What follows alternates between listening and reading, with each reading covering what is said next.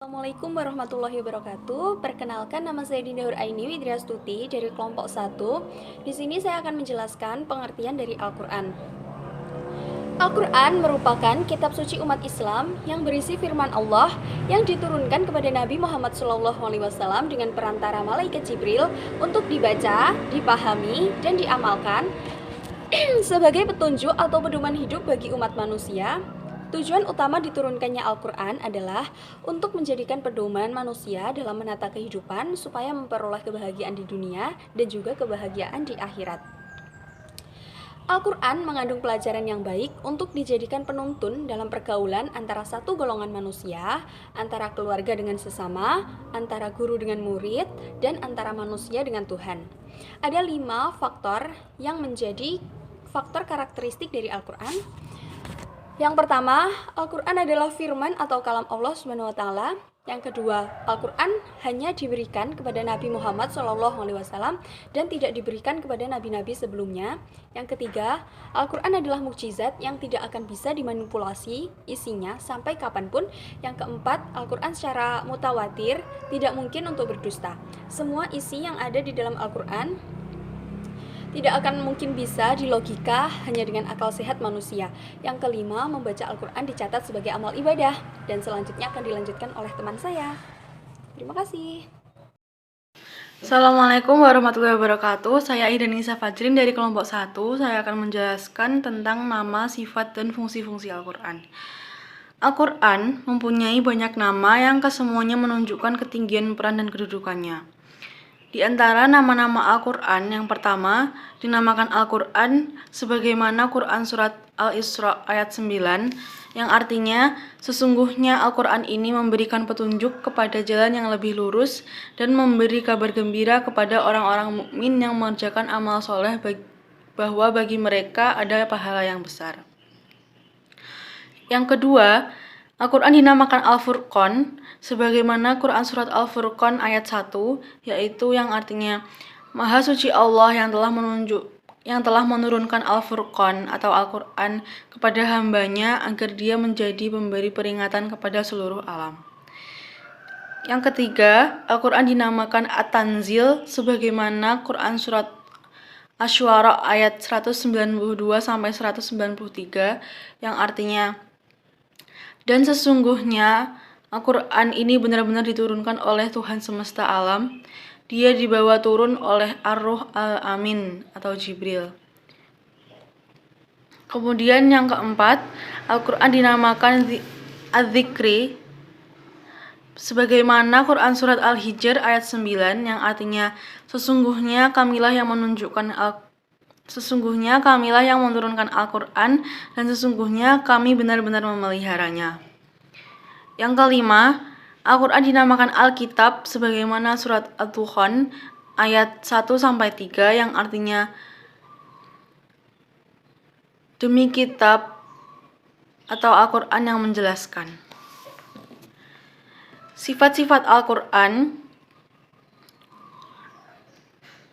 ada 4, yaitu yang pertama Al-Burhan atau bukti kebenaran dan Nur Mubin, cahaya yang terang. Yang kedua, sifat Asy-Syifa atau obat dan Ar-Rahmah atau kasih sayang. Yang ketiga, sifat Huda atau petunjuk. Dan yang keempat, sifat Mauziyah atau nasihat. Fungsi-fungsi Al-Qur'an.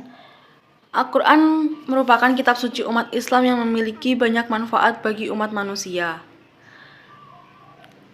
Fungsi Al-Qur'an antara lain 1. Al-Huda atau petunjuk. Di dalam Al-Qur'an ada 3 posisi Al-Qur'an yang fungsinya sebagai petunjuk. Al-Qur'an menjadi petunjuk bagi manusia secara umum, petunjuk bagi orang-orang yang bertakwa, dan petunjuk bagi orang-orang yang beriman. Jadi, Al-Qur'an tidak hanya menjadi petunjuk bagi umat Islam saja, tapi bagi manusia secara umum. Kandungan Al-Qur'an memang ada yang bersifat universal, seperti yang berkaitan dengan ilmu pengetahuan, dan itu bisa menjadi petunjuk bagi orang, tidak hanya orang yang beriman Islam dan bertakwa saja. Yang kedua, Asyifa dalam Al-Quran disebutkan bahwa Al-Quran merupakan obat bagi penyakit yang ada di dalam dada manusia. Penyakit dalam tubuh manusia memang tak hanya berupa penyakit fisik saja, tapi bisa juga berupa penyakit hati. Perasaan manusia tidak selalu tenang, kadang merasa marah, iri, dengki, cemas, dan lain-lain. Seorang yang membaca Al-Quran dan mengamalkannya dapat terhindar dari berbagai penyakit hati tersebut. Yang ketiga, Al-Furqan atau pemisah. Nama lain Al-Quran adalah Al-Furqan atau pemisah. Ini berkaitan dengan fungsi Al-Quran lainnya yang dapat menjadi pemisah antara hak dan yang batil, atau antara yang benar dan yang salah. Yang keempat, yaitu Al-Mu'izzah atau nasihat. Al-Quran juga berfungsi sebagai pembawa nasihat bagi orang-orang yang bertakwa. Di dalam Al-Quran terdapat banyak pengajaran, nasihat-nasihat, peringatan tentang kehidupan bagi orang-orang yang bertakwa dan berjalan di jalan Allah. Sekian dari saya. Terima kasih. Assalamualaikum warahmatullahi wabarakatuh. 3. Pengertian wahyu. Al-wahyu adalah kata masdar infinitif. Dia menunjukkan pada dua pengertian dasar, yaitu tersembunyi dan cepat. Oleh sebab itu dikatakan wahyu ialah informasi secara tersembunyi dan cepat yang khusus ditunjukkan kepada orang-orang tertentu tanpa diketahui orang lain.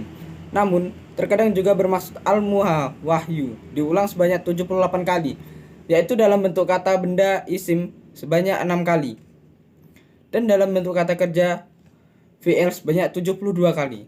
Secara etimologi atau lugawi, pengertian wahyu dapat dilihat: A. Ilham al-fitri al-ihsan, yang menjadi fitrah manusia seperti wahyu terhadap ibu Nabi Musa. B. Ilham yang berupa naluri pada binatang seperti wahyu kepada lebah. C. Isyarat yang cepat melalui isyarat seperti isyarat Zakaria yang diceritakan Al-Quran. D. Bisikan setan untuk menghias yang buruk agar tampak indah dalam diri manusia. E. Apa yang disampaikan Allah kepada para malaikatnya berupa suatu perintah untuk dikerjakan. Sedangkan cara etimologis pengertian wahyu sebagai berikut. A. Muhammad Abdul Al-Azim Az-Zarqani mendefinisikan wahyu sebagai pemberitahuan Allah Subhanahu wa taala kepada hambanya yang terpilih mengenal segala sesuatu yang ia hendaki untuk ditemukannya, baik berupa petunjuk maupun ilmu. Namun, penyampaiannya dengan cara rahasia dan tersembunyi serta tidak terjadi pada manusia biasa. B. Muhammad Abduh dalam risalah At-Tauhid mengatakan, wahyu adalah pengetahuan yang didapati seorang dari dalam dirinya dengan suatu keyakinan bahwa pengetahuan itu datang dari Allah, baik dengan melalui perantaraan ataupun tidak. Yang pertama melalui suara yang menjelma dan telinganya, atau bahkan tanpa suara. C. Hasbi As-Siddiq memberikan pengertian wahyu sebagai menerima pembicaraan secara rohani, kemudian pembicaraan itu berbentuk dan tertulis dalam hati. Wahyu merupakan limpahan ilmu yang dituangkan Allah ke dalam hati para nabi dan rasul. Dengan demikian terukirlah ibarat-ibarat atau gambaran-gambaran. Lalu ibarat-ibarat itu nabi mendengar pembicaraan yang tersusun rapi. Keempat, istilah wahyu dalam Al-Quran. Istilah wahyu di dalam Al-Quran tidak hanya digunakan dalam pengertian firman Allah Subhanahu wa taala yang diturunkan kepada nabi-nabinya, tetapi juga digunakan dalam pengertian lain yang beragama. Berikut ini beberapa ayat Al-Quran yang menggunakan istilah wahyu dalam pengertian lain sebagai berikut. A. Al-ilham al-fitri al-insan. Yang B. Al-ilham al-ghorizi li al-hayawan. Yang C. Al-isyarah as-syariah. Yang D. Waswasatu as-syaitan. Yang E. Ma yulkillahu ila malaikatihi min amrin liyaf aluhu. Dengan demikian terukilah 5. Turunnya wahyu. Allah menurunkan wahyu kepada rasul-rasulnya dengan dua cara. A. Melalui Jibril, malaikat pembawa wahyu. Ada dua cara penyampaian wahyu oleh malaikat kepada rasul. Pertama, datang dengan suatu suara seperti suara lonceng, yaitu suara yang amat kuat yang dapat mempengaruhi kesadaran, sehingga ia dengan segalanya kekuatannya siap menerima pengaruh itu. Dengan cara ini adalah yang paling berat bagi Rasul. Apabila wahyu yang diturunkan kepada Rasulullah dengan cara ini, biasanya beliau mengumpulkan segala kekuatan dan kesadarannya untuk menerima, menghafal, dan memahaminya. Terkadang suara itu tersebut kepakan sayap-sayap malaikat, seperti disyaratkan dalam hadis.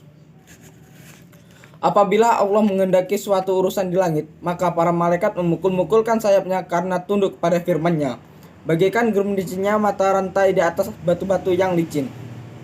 Hadis riwayat Al-Bukhari. Kedua, malaikat menjelma pada Rasul sebagai seorang laki-laki. Cara seperti ini lebih ringan daripada cara sebelumnya, karena adanya kesesuaian antara pembicaraan dengan pendengar. Beliau mendengarkan apa yang disampaikan pembawa wahyu itu dengan senang dan merasa tenang seperti seorang yang sedang berhadapan dengan saudaranya sendiri. B. Tanpa melalui perantaraan, di antaranya adalah mimpi yang benar-benar dalam tidur dan kalam ilahi dari balik tabir. Di antaranya alasan yang menunjukkan bahwa mimpi benar-benar bagi para rasul, bagi para nabi, dan wahyu adalah yang wajib diikuti. Sekian dari saya, kelompok 1. Terima kasih. Wassalamualaikum warahmatullahi wabarakatuh.